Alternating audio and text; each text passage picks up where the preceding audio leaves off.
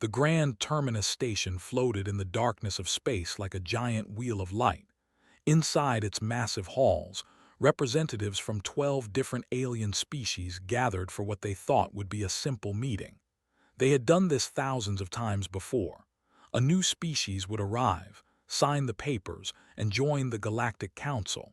It was always the same. Ambassador walked through the long corridor toward the main chamber. His shoes clicked against the metal floor. Behind him carried a slim briefcase. She was quiet, but her eyes took in everything around them.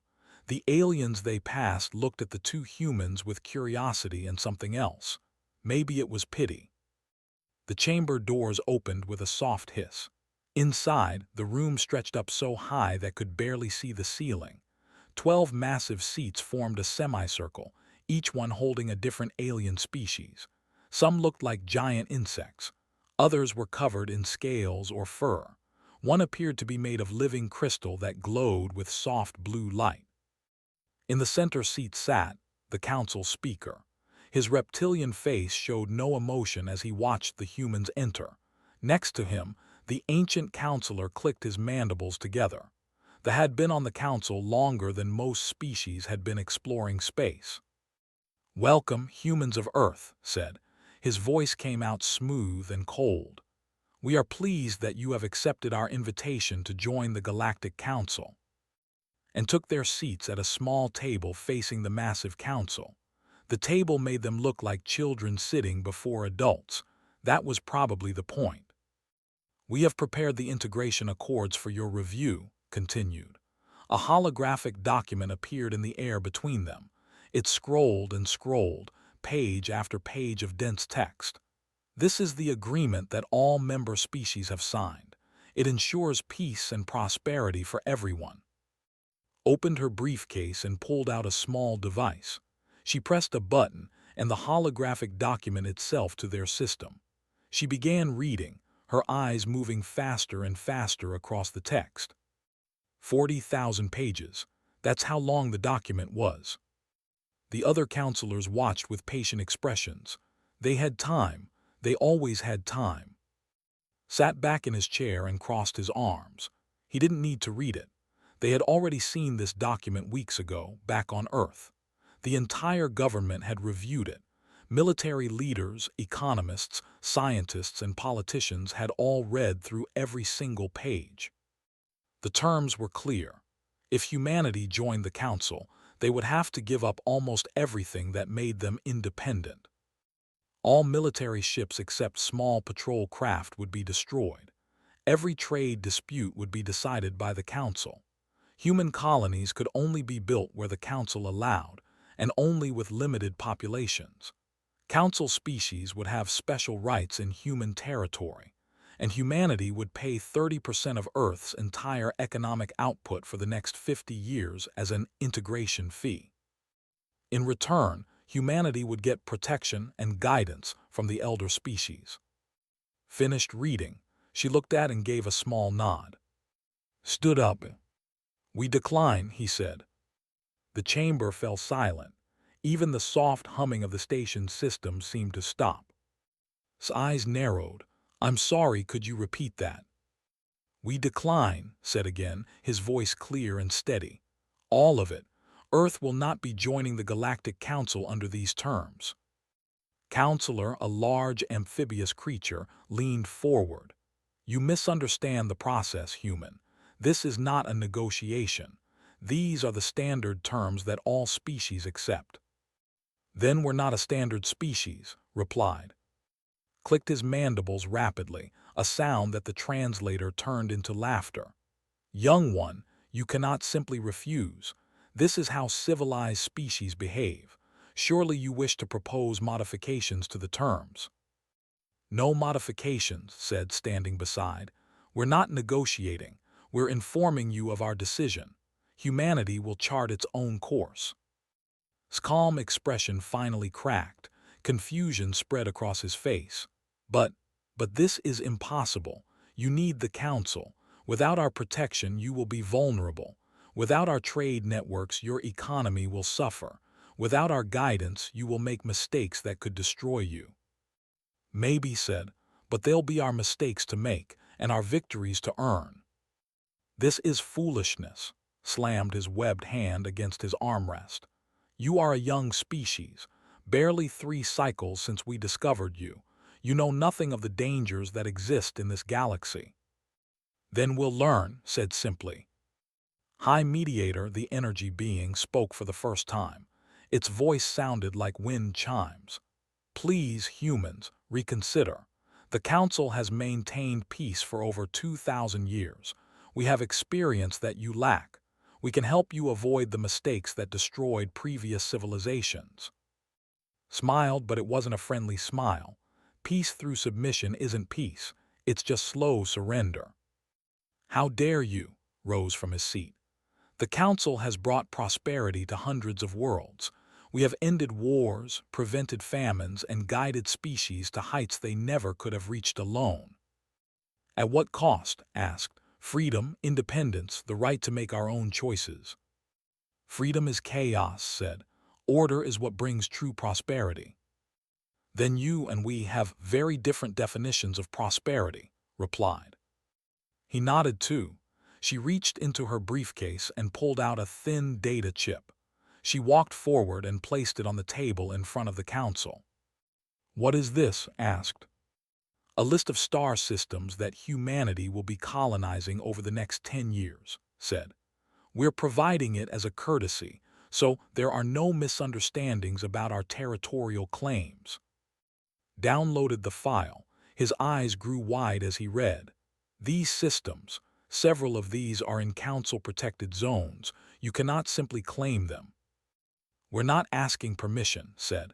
We're informing you, just like we informed you about our decision regarding the Accords. This is unacceptable, roared. You cannot simply ignore galactic law. We didn't agree to galactic law, pointed out. We never signed your Accords, remember. Turned toward the door. We're done here. Earth thanks the Council for the invitation, but we must decline. If you wish to establish diplomatic relations as equals, we're open to discussion. If not, stay out of our way. You're making a terrible mistake, called after them. The galaxy is not kind to those who stand alone. Stopped at the door and looked back. We're not standing alone, we're standing free. There's a difference. The 2 humans walked out of the chamber. Behind them, the Council erupted into chaos. Voices rose in anger, confusion, and disbelief. In 2,000 years, no species had ever simply refused the Accords. No one had ever walked away. As the door closed behind them, allowed herself a small smile. Well, that went better than expected. Did it? Asked. They didn't shoot us, said. I count that as a win. They walked back through the corridors of the station. The aliens they passed now looked at them with shock and fear. Word spread fast in a place like this. Back in the Council chamber, stared at the closed door. His hands shook with rage. What do we do? One of the younger counselors asked. His eyes narrowed. We show them why every species accepts the Accords. We show them what happens to those who refuse the Council's generosity. But deep in his ancient heart, a small seed of doubt had been planted. For the first time the Council faced something they had never encountered before. A species that didn't want their protection. A species that valued freedom more than safety. A species called humanity. The Council chamber had never been so loud. Voices from 12 different species echoed off the walls, each one demanding to be heard. Some wanted action, others wanted patience. All of them were confused. Stood at the center trying to restore order. Silence, he commanded. We must approach this rationally. Rationally, his voice boomed across the room. The humans have insulted us. They have rejected our generous offer and claimed systems that are under our protection. This demands a military response. Several counselors nodded in agreement. Others shook their heads or made gestures that meant the same thing in their cultures.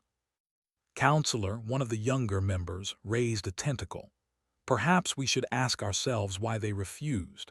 In all our history, no species has ever walked away from the Accords. Because no species has ever been so foolish, replied coldly. High Mediator floated forward, its energy form pulsing with different colors. I propose we try diplomatic channels. Perhaps a private conversation, away from formal settings, could help us understand their position. They made their position clear, said. They want to stand alone, let them. But when they claim our protected systems, that becomes our concern. While the council argued, humanity was already moving. Far from the Grand Terminus station, Admiral Park stood on the bridge of the UES, humanity's largest warship. Around him, dozens of displays showed the positions of the entire human fleet. They were spread across multiple star systems, each group protecting a convoy of colony ships. "Status report," said calmly. His second officer looked up from her console. Colony Fleet 7 has reached the 442 system. They're beginning landing procedures. Colony Fleet 3 is entering the 128 system. All other fleets are on schedule. And Council response: "Nothing yet, sir, but their monitoring stations are definitely watching us." Nodded, he had expected that. The Council wasn't going to ignore humanity's expansion. The question was how they would react. "Maintain defensive positions," he ordered, "but do not fire unless fired upon. Make sure every captain understands that." "Yes, sir." On the colony ship Soul's Hope, Shin watched through the main viewport as they approached 442b. The planet was beautiful, covered in blue oceans and green continents. According to council records, it was a protected natural preserve, which meant no one was allowed to colonize it. But humanity hadn't asked permission. "Director Shin," the captain said, "we're picking up automated defense satellites in orbit. They're powering up weapons." His expression didn't change. "Are they hailing us?" "No, ma'am, just activating weapon systems." "Then they're not trying to communicate, they're trying to intimidate," said. "Proceed with landing operations. Admiral Park's ships will handle the satellites if needed." Back at the Grand Terminus station, the council's debate continued. Had finally restored some order, and now they were voting on different approaches. "Economic sanctions," one councilor suggested.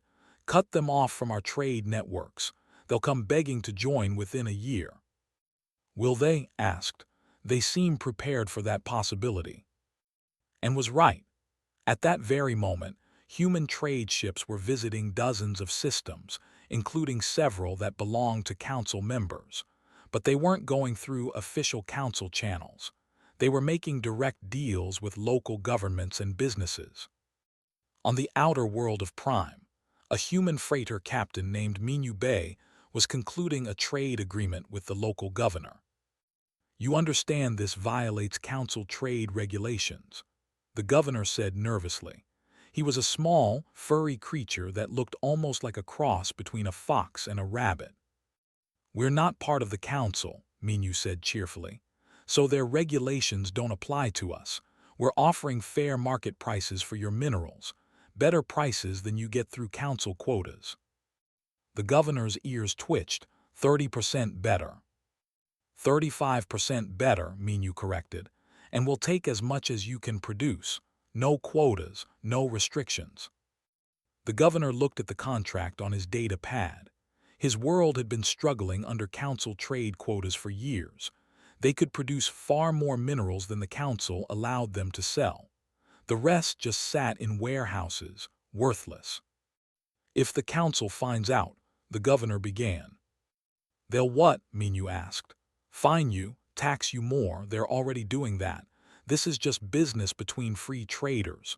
No council involvement necessary." The governor's finger hovered over the signature field. Then he pressed down. The contract was signed. This same scene was playing out on dozens of worlds. Human traders were offering better deals, fewer restrictions, and faster payments. For many council worlds, especially the younger ones that paid the highest fees, it was an offer they couldn't refuse. Back in the council chamber, was presenting a military assessment to the other counselors. Our analysts have reviewed human capabilities, he said. Their ships are primitive compared to ours. Their weapons are less powerful. Their shields are weaker. A military confrontation would be brief and decisive. And the cost, asked. Hesitated. There would be casualties. The humans seem to train extensively for combat. Their tactical simulations show aggressive, unpredictable strategies. Unpredictable, asked. They don't follow standard engagement protocols, explained. They use ambush tactics, guerrilla strikes, and unconventional weapons deployment. It's uncivilized. But effective, asked. Potentially, admitted. Our forces are accustomed to automated defense systems and structured engagements. The humans appear to expect chaos. Considered this. Nevertheless, our numerical advantage would be overwhelming. How many ships would we need to blockade Earth and force them to negotiate? At least 200 capital ships, said, plus support vessels. Then assemble them, ordered. We'll give the humans one more chance to see reason. High Mediator had been quiet during this discussion. Now it spoke up. I request permission to attempt one final diplomatic contact before military action is taken. Waved a hand dismissively. If you wish, but do not waste time. The humans have shown they don't respect our diplomatic traditions. Left the chamber and immediately contacted. The human answered from what appeared to be an office on Earth. High Mediator said politely, "What can I do for you?" "I wish to speak with you informally," said, "to understand your position better. Surely there is room for compromise." Leaned back in her chair. "We're not opposed to working with the Council. We're opposed to submitting to it. There's a difference." "But the Accords have brought peace for 2,000 years, argued. "Peace through control," replied. "Tell me, how many wars has the Council prevented?" "Countless," said. "And how many species have been unable to grow, explore, or develop because the Accords restricted them?" asked. "How many innovations were lost because Council regulations prevented research? How many worlds stayed poor because Council quotas limited their trade?" Was silent. "The Council didn't prevent conflict," continued. "It froze it. You created stability at the cost of progress. That might work for some species, but not for us." "Then what do you propose?" asked. "Trade with us as equals," said simply. "Negotiate agreements that benefit both parties. Respect our sovereignty as we'll respect yours. If you want peace, we'll give you peace, but not submission." "The Council will not accept this," warned. "Then the Council has a problem," said, "because we're not changing our position." The call ended. Floated back to the Council chamber, its colors dim with worry. Meanwhile, at 442b, events were escalating. The automated defense satellites had locked weapons on the colony ships. In orbit, Admiral's ships moved into position. "Admiral," his communications officer said, "the satellites have armed their weapons. They're demanding we leave the system." Looked at the tactical display. The satellites were old, probably installed centuries ago. They were powerful enough to damage his ships, but not enough to stop them all. "Open a channel," he ordered. "Broadcast to the satellites." "Channel open, sir." "Attention, automated defense system," said calmly. "You are targeting civilian vessels engaged in lawful colonization. You have 10 minutes to power down your weapons, or we will power them down for you. This is your only warning." On the colony ships, people held their breath.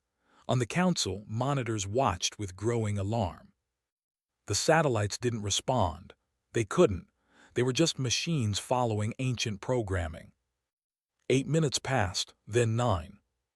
60 seconds, Admiral, the communications officer said. Nodded to his cyber warfare officer. "Lieutenant, you're cleared to proceed." Lee's fingers flew across his console. He had been working on this problem for weeks, studying every piece of Council technology humanity had been able to acquire. The satellites used old security protocols, unchanged for centuries because no one had ever challenged them. It took him 43 seconds to hack into the satellite network. The weapons powered down. The satellites went dark. On the colony ships, cheers erupted. On the council, alarm bells rang. Received the news with cold fury. They did what? They hacked our defense satellite speaker, the aide said nervously. The entire network around 442B is offline. How is that possible? We don't know, speaker. Our security system should have been impenetrable. His hands clenched into fists. These humans were becoming more than just an annoyance. They were becoming a threat to everything the council had built. Begin the blockade, he ordered, immediately, and send a message to Earth. Tell them they have one final chance to negotiate or face the consequences. But as the council fleet began to assemble, nobody noticed the small human probes that had been quietly positioned throughout council space. Nobody saw the data being collected, the communications being monitored, the secrets being gathered.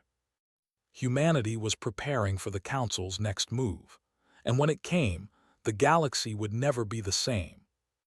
200 council warships emerged from faster-than-light travel at the edge of Earth's solar system. They arranged themselves in a massive formation, blocking all major routes in and out. It was the largest military force the Council had assembled in over 500 years. On the command ship, Fleet Master Hen reviewed the tactical situation. He was a veteran warrior from a proud military species, though his people had seen little real combat in recent centuries. The Council's peace had made actual warfare almost obsolete. All ships in position, his tactical officer reported. Earth is completely blockaded. No ship can enter or leave without our permission. Hen nodded. Broadcast the message to Earth's government. They have 48 hours to begin negotiations for joining the Council, or we begin seizing their orbital facilities. On Earth, in the United Earth Government headquarters, and stood with military leaders, watching the display of Council ships surrounding their home. Impressive show of force, Admiral said calmly, but they're spread too thin, their formation has gaps. They don't expect us to fight, observed. They think the sight of their fleet will be enough to make us surrender. Will it work? A nervous government official asked. Smiled, not even close. Are you ready? In a bunker deep beneath the surface, Lieutenant Lee sat surrounded by dozens of screens and computers. He had been preparing for this moment for months. Beside him sat the best cyber warfare specialist humanity had to offer. Ready, sir, said into his communicator. We've got access to their communication networks. Just give the word. Not yet, said. Let's see if they're willing to talk first. The Council's deadline came and went. Earth sent no response. The silence frustrated Hen, who was used to species begging for mercy when faced with Council military power. Begin seizure operations, he ordered. Target their orbital stations. Minimal force. We want to intimidate, not destroy. But as his ships moved toward Earth's orbital facilities, something unexpected happened. Every screen on every Council ship suddenly went black. Then they flickered back to life, but instead of showing tactical displays, they showed something else. Internal Council communications. Classified Council documents. Secret Council agreements. Had done more than just hack their communication networks. He had accessed everything. And now he was broadcasting it all, not just to the Council fleet, but to every system in the galaxy with a receiver. On worlds across the galaxy, people watched in shock as humanity revealed the truth about the Council. They saw messages showing how different species paid vastly different membership fees based on favoritism and political connections. A species that had been in the Council for only 100 years paid almost nothing, while others who had been members for 1,000 years paid crushing amounts. They saw documents proving that protected natural preserve, worlds were actually resource extraction sites. The Council had been quietly mining these worlds for centuries while telling everyone they were untouched. They saw evidence that the Council deliberately kept junior species dependent on older ones. Technologies that could improve lives were. Trade was restricted to benefit elder species. The entire system was designed to maintain a hierarchy, not to promote prosperity. And most damning of all, they saw communications discussing how to keep species manageable through economic pressure and careful regulation of their development. The galaxy erupted. On the outer world of Prime, where Governor had signed the trade deal with humans, angry citizens filled the streets. They had been told that council quotas were necessary for sustainability. Now they knew the truth. The quotas existed to keep them poor and dependent.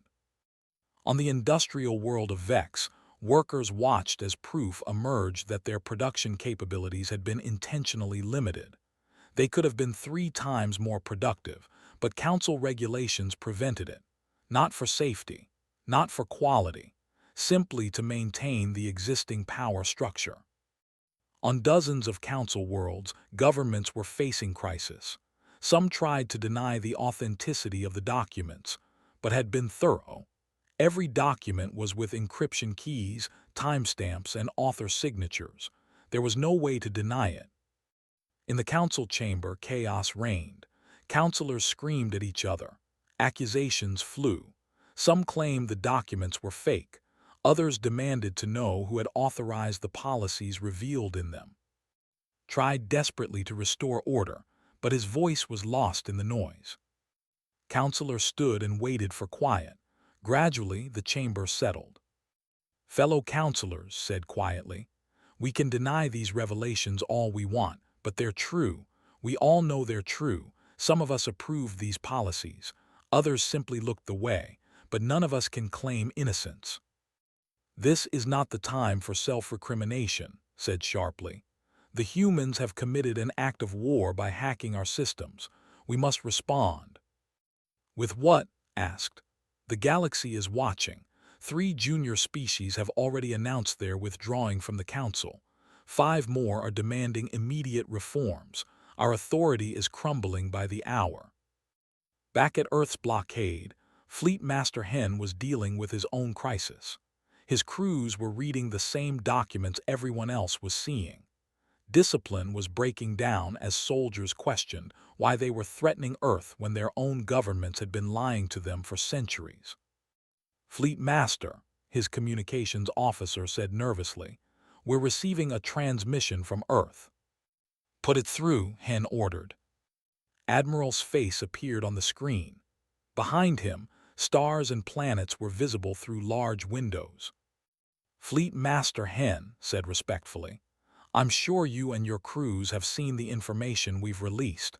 We want you to know that we could have done more. We could have disabled your weapons systems. We could have scattered your fleet. We could have attacked while you were confused, but we didn't." Hen's jaw tightened. "You expect gratitude for not attacking us." "No," said. "I expect you to understand that we're not your enemy. Your leaders put you in this position. Your leaders lied to you just like they lied to everyone else. We simply revealed the truth." "You violated our security," Hen growled.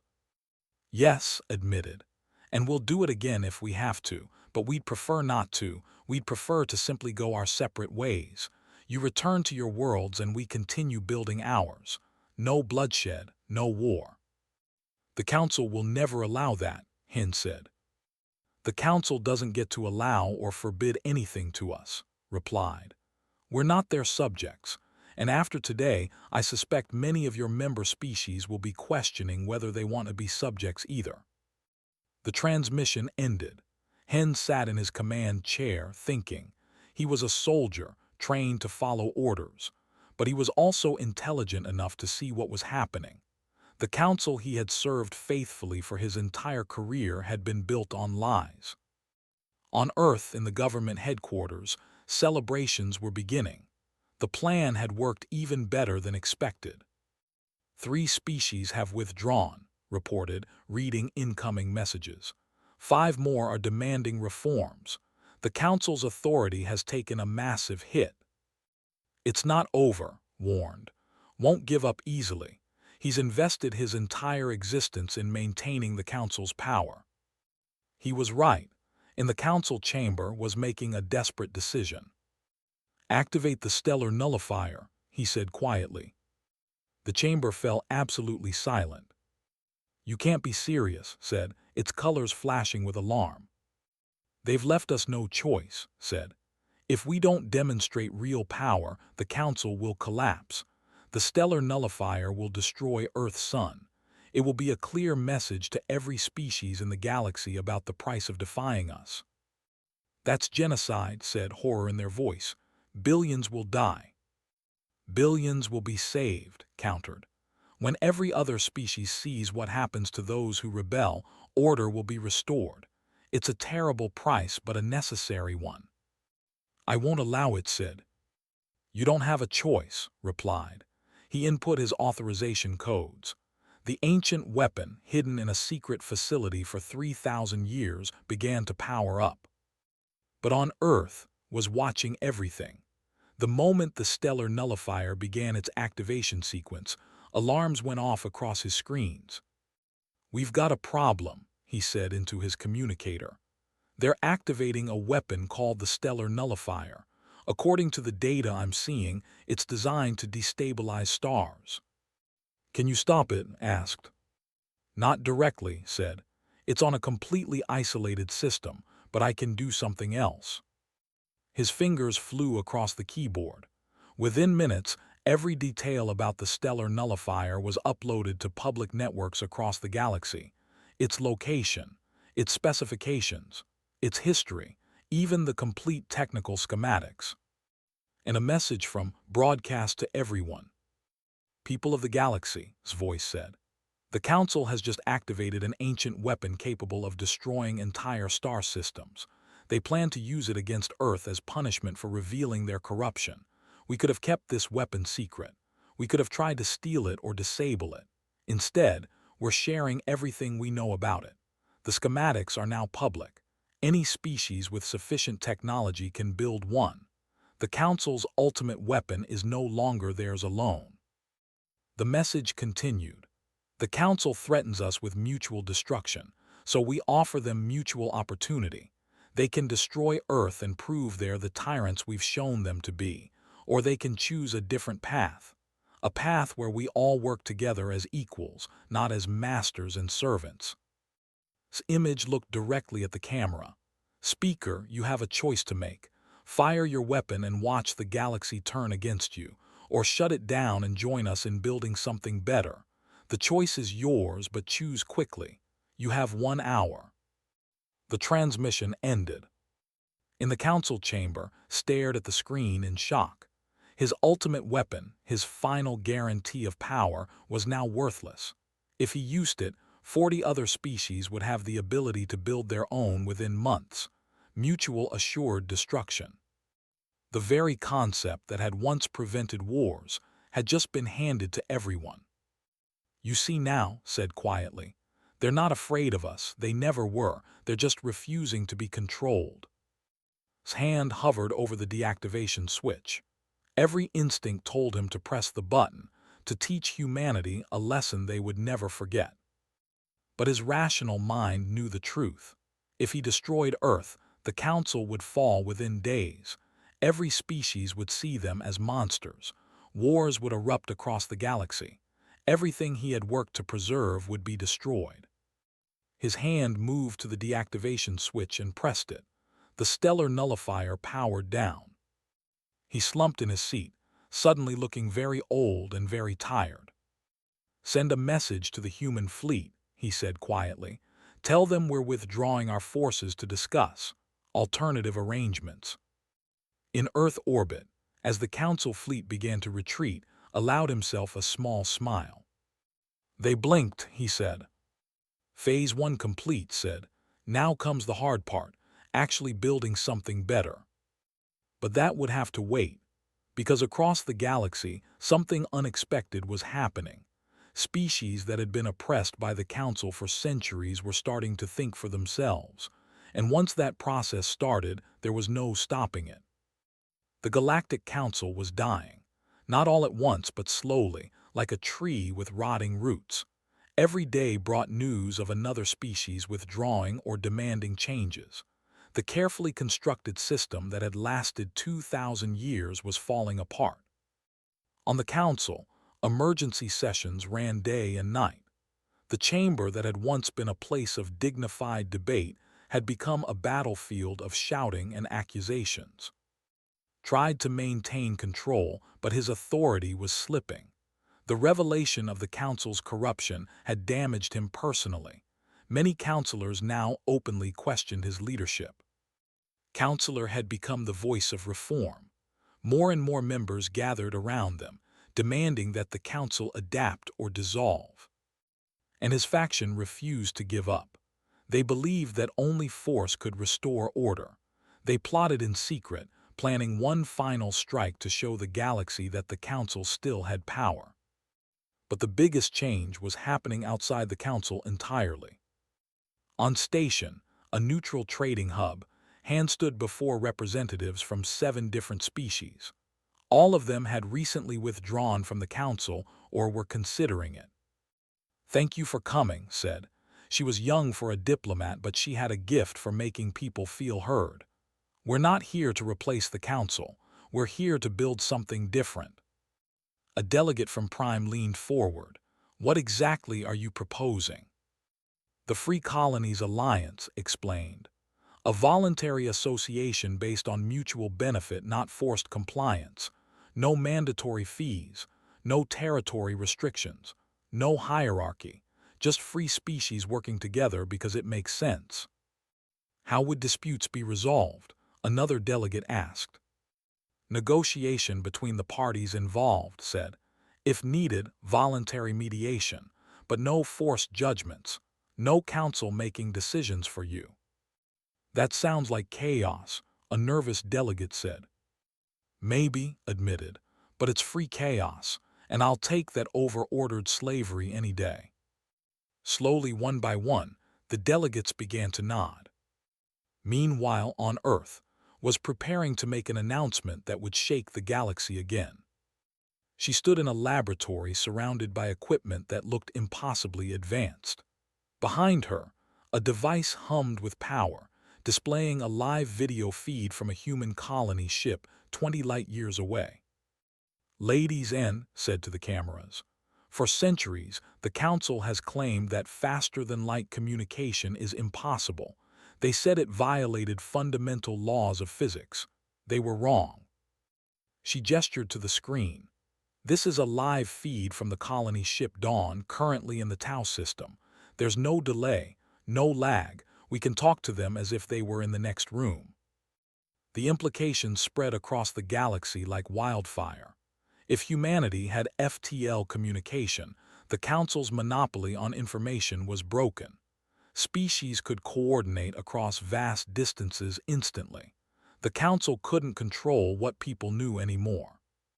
In the Council chamber, received this news with barely controlled rage. Every day brought new proof that humanity was dismantling everything the Council had built. But what could he do? Military force had failed. Economic pressure had failed. The humans seemed to have an answer for everything. That's when Supreme Counselor finally emerged from seclusion. Nobody had seen in over a century. He was the founder of the original Council, a being who had lived for more than 10,000 years.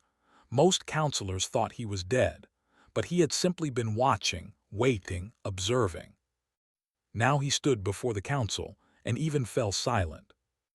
Was tall and thin, his species long extinct except for him. His eyes held the weight of. When he spoke, his voice was soft but carried absolute authority. "I wish to meet with the humans," he said simply. "Arrange it." Nobody argued, not even. The meeting was set for neutral ground, a small station between human and Council space, and arrived to find waiting alone. "Thank you for coming," said, gesturing to seats across from him. I know you have no reason to trust the Council. We don't trust the Council, agreed, but we'll listen to you. Nodded slowly. I founded the Council 10,000 years ago, after a war that nearly destroyed all life in this galaxy. Species fought with weapons that could crack planets. Entire star systems were rendered lifeless. Billions died every day. He paused, lost in ancient memories. I gathered the survivors and created the Council to prevent it from ever happening again. We built a system where war was impossible, where every conflict could be resolved through negotiation and regulation. You built a cage, said quietly, and called it peace. Yes, admitted, but at the time it seemed necessary. Better to live in a cage than die in chaos. And now asked. Now I see that I made a mistake, said. The Council prevented war, but it also prevented growth. We created stability, but we killed innovation. We brought order, but we destroyed freedom. He looked at them with eyes that had seen civilizations rise and fall. You humans, you terrify the Council. Do you know why? Because we won't submit, said. No, said. Because you're right. Everything you've said about the Council is true. We became the very thing I tried to prevent, a tyranny, just a slow, bureaucratic one instead of a violent one. Leaned forward. So what do you want from us? Help me fix it, said simply. The Council needs to change or die. I've lived long enough to see that, but I'm part of the old system. You represent something new. Together, perhaps we can build something better. Why should we trust you? Asked. You shouldn't, replied honestly. But consider this. If the Council collapses completely, what happens? Do you think all those species will peacefully go their separate ways, or will old conflicts resurface? Will there be wars? He had a point, and they knew it. We're not going to help you preserve the Council, said firmly. I'm not asking you to, said. I'm asking you to help build what comes after. They talked for hours, discussing possibilities, debating structures, exploring ideas. It was the first real conversation between humanity and Council leadership, not as master and servant, but as equals. But while they talked, was making his move. The faction had decided that diplomacy was useless. They assembled a strike force of loyalist ships and launched attacks on human colony worlds. Not Earth itself, that would be too bold, but the newer, more vulnerable colonies. Captain Song was commanding the defense of 128, a newly established colony, when the attack came. 30 Council warships emerged from faster-than-light travel and immediately opened fire on orbital facilities. All hands to battle stations, ordered. Her ship, was the only major military vessel in the system. Against 30 enemy ships, the odds were impossible. But hadn't become a captain by giving up when odds were bad. Launch all fighters, she ordered. Navigation, plot intercept course. Weapons, arm all missile batteries. Communications, send distress signal to nearest human fleet. Her crew moved with practiced efficiency. Within minutes, was racing toward the enemy fleet while launching dozens of smaller fighters. The Council ships expected an easy victory. They had never fought humans in real combat before. They were about to learn an expensive lesson. Didn't fight like Council ships fought. She didn't form neat lines or follow standard engagement protocols. Instead, she used the 128 system itself as a weapon. Her ship dove toward the planet, using its gravity to slingshot around and gain speed. Council ships trying to follow found themselves pulled off course, their automated navigation systems confused. Her fighters didn't engage in organized formations. They swarmed like angry insects, attacking from multiple directions, focusing fire on one ship at a time before moving to the next. And when Council ships tried to target the colony on the planet's surface, they found that had already positioned the between them and their target. To hit the colony, they would have to go through her ship first. The battle lasted 3 hours. When it was over, 5 council ships had been disabled, 2 had been destroyed, and the rest had retreated. There was heavily damaged but still operational. More importantly, the colony was safe. Among the retreating council ships was one commanded by Captain a career officer who had served the council for 30 years.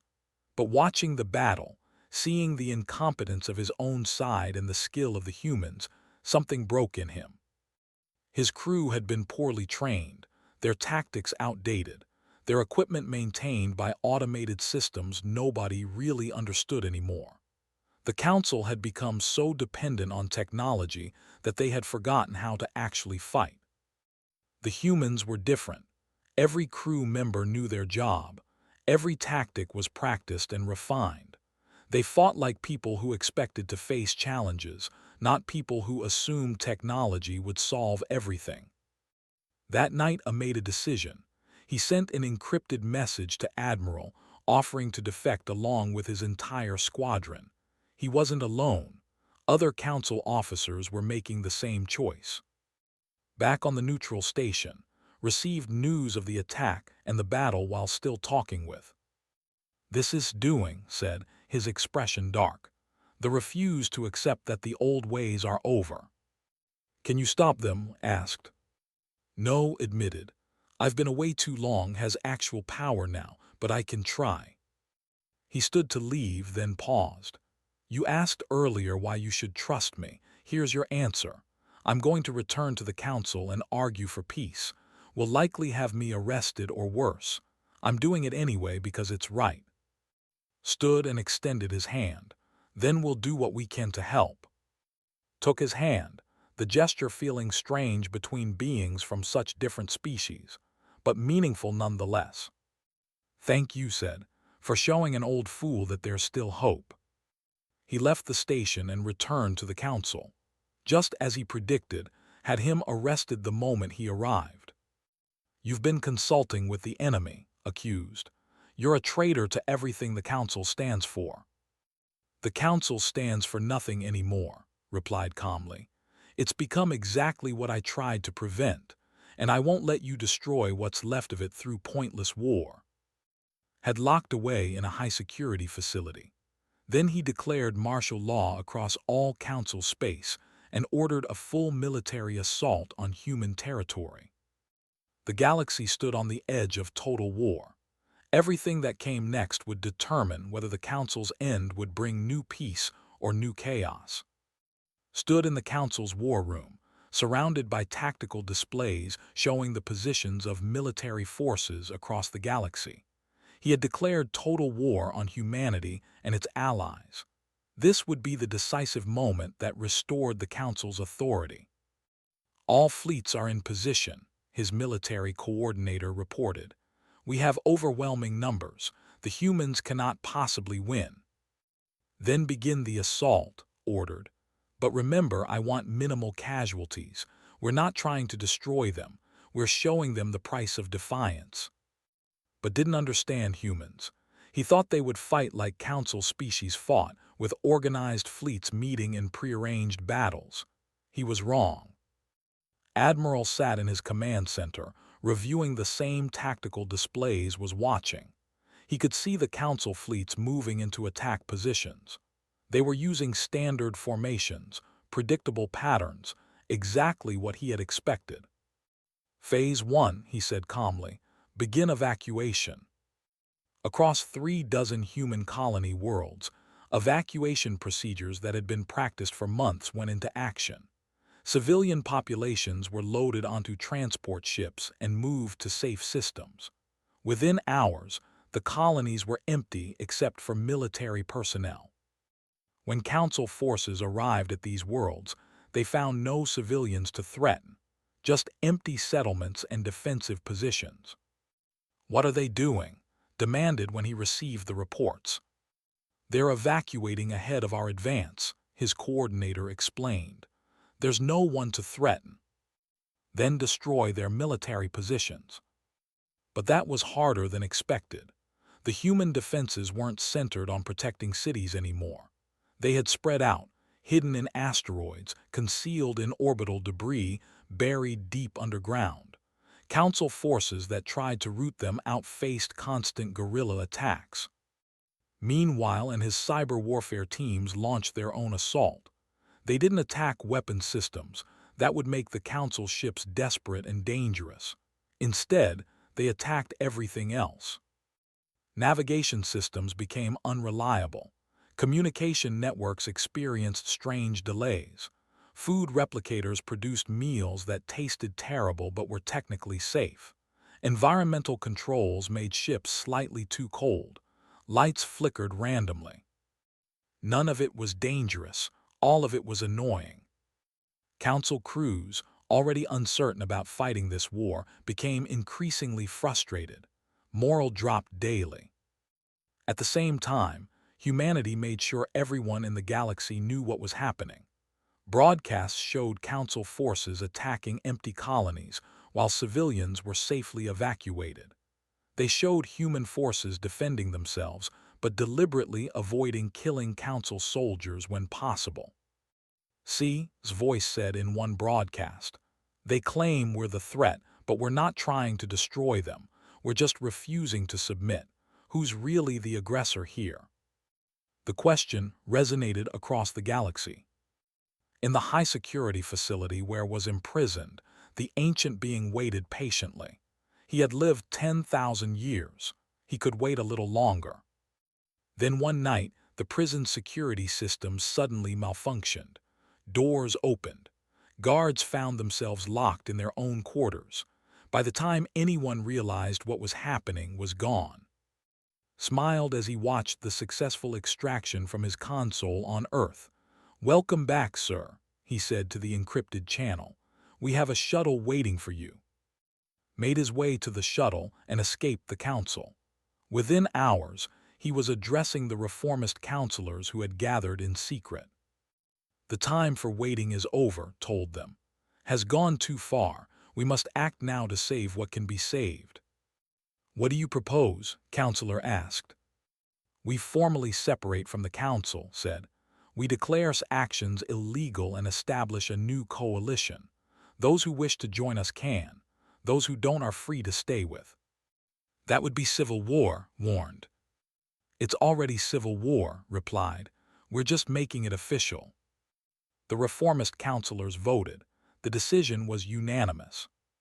The next day, broadcast a message across the galaxy, using human communication systems to ensure couldn't block it. "I am Supreme Counselor, founder of the Galactic Council. I hereby declare that has violated the core principles the Council was built upon. His authority is void. I call upon all Council members to cease hostilities immediately and join in building a new framework for galactic cooperation." The response was immediate. 32 Council species declared their support for, 15 declared support for, 20 were undecided. The galaxy had split. On the battlefield of 128, Captain faced another Council fleet, but this time was different. As her forces engaged, she received a message from the enemy commander. "Human vessel, this is Captain A. My squadron is defecting from Council forces. We request permission to join your defensive formation." Glanced at her tactical officer, who shrugged. They were making this up as they went along. "Permission granted, Captain A. Welcome aboard." Across multiple war zones, similar scenes played out. Council officers who had been forced into this war were choosing sides. Most chose to defect or simply withdraw. Only most loyal forces continued fighting. And they were losing. Not because humans were better fighters, though they were, but because the humans had made it clear they didn't want to destroy the Council forces. They just wanted them to stop fighting. Every engagement followed the same pattern. Human forces would disable enemy ships' weapons but leave life support intact.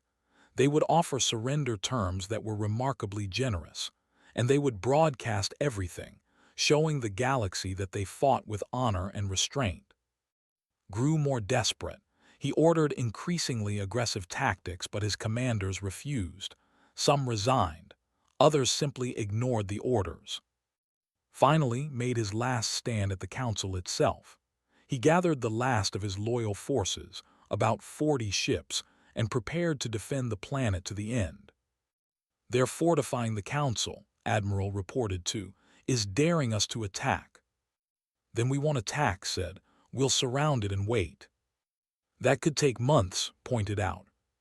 "We have time," replied, "and while we wait, the galaxy keeps changing." He was right. Every day that sat behind his fortifications, more species joined new coalition. Trade routes reorganized around human networks. The old council's economic power evaporated. But Captain had a different idea. She requested a meeting with Admiral and presented a bold plan. "We can end this in hours instead of months," she said. "A surgical strike on the Council Command Center, disable their systems, neutralize personal guard, and force a surrender. 0 civilian casualties." "It's risky," said. "Everything we've done has been risky," pointed out, "but we're still here." Considered, then nodded. "Do it, but I want constant updates. The moment it looks like civilian casualties are possible, you abort." Assembled a strike team from the best soldiers humanity had. They trained for 3 days on mock-ups of the Council Command Center, using intelligence that had gathered over months. Then they launched the assault. The attack happened at dawn on the Council. His team came in fast and low, using captured Council shuttle codes to bypass orbital defenses. They landed directly on the command center's roof and breached through the upper levels. Inside, they moved with practiced precision. Every guard they encountered was disabled with non-lethal weapons. Every security system was hacked by support team. Every door was opened before they reached it. The Council guards had never faced anything like this. Most surrendered after seeing their weapons disabled remotely. Those who tried to fight were overwhelmed by superior tactics. It took team 47 minutes to reach command chamber. They found him sitting alone, staring at displays showing his forces collapsing across the galaxy. "It's over," said weapon trained on him. "You've lost." "I've lost," laughed bitterly. "You've destroyed a system that maintained peace for 2,000 years. What do you think happens now? War, chaos, destruction." "Maybe," admitted, "or maybe something better. We'll find out together." She had him taken into custody without harm. Within hours, his remaining forces surrendered. The war was over. On station, now serving as the temporary headquarters of the new coalition, stood before representatives from 67 different species. Some had been part of the council. Others had always been independent. All of them were here voluntarily. "Welcome," said, "to the first meeting of what we're calling the Accords. This is not a replacement for the Council. This is something new, something based on choice, not compulsion." She brought up a holographic document, but it was nothing like the 40,000-page Integration Accords. "These are the core principles," explained. "First, every species retains complete sovereignty. No central authority tells you how to run your worlds. Second, cooperation is voluntary. Trade agreements, defense pacts, research partnerships, all optional. Third, disputes are resolved through negotiation between involved parties with voluntary mediation if requested. Fourth, no mandatory fees or tributes. If there are shared expenses for joint projects, they're split fairly among participants. Fifth, complete transparency. All agreements are public, no secret deals." She paused, looking around the room. "That's it. 5 simple principles. Everything else we figure out together as equals." A delegate raised a tentacle. "What about defense? Who protects smaller species from aggression?" "We're establishing a mutual defense agreement," Admiral said, standing beside. "Any signatory who is attacked can request assistance. Those who choose to respond will, but it's voluntary, not mandatory." "What about technology sharing?" another delegate asked. Stepped forward. "We're creating open databases. Any species can contribute their knowledge and access what others have shared. Some may choose to keep certain technologies private, that's their right, but we're encouraging open collaboration. The questions continued for hours, but slowly understanding grew. This wasn't about control, it was about cooperation, not because anyone forced it, but because it made sense. By the end of the day, 67 species had signed the accords. Within a week, 30 more joined. Watch from the sidelines, a small smile on his ancient face. They did it, he said to Counselor.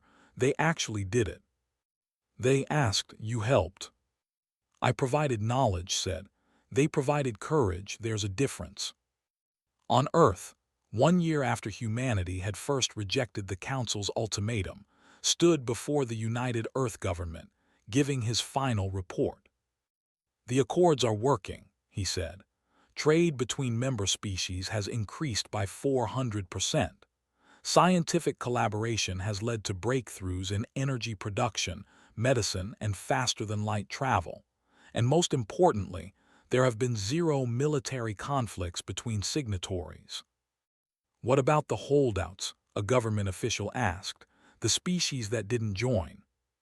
15 species chose to remain completely independent, replied. We respect that choice. We still trade with them when they want to.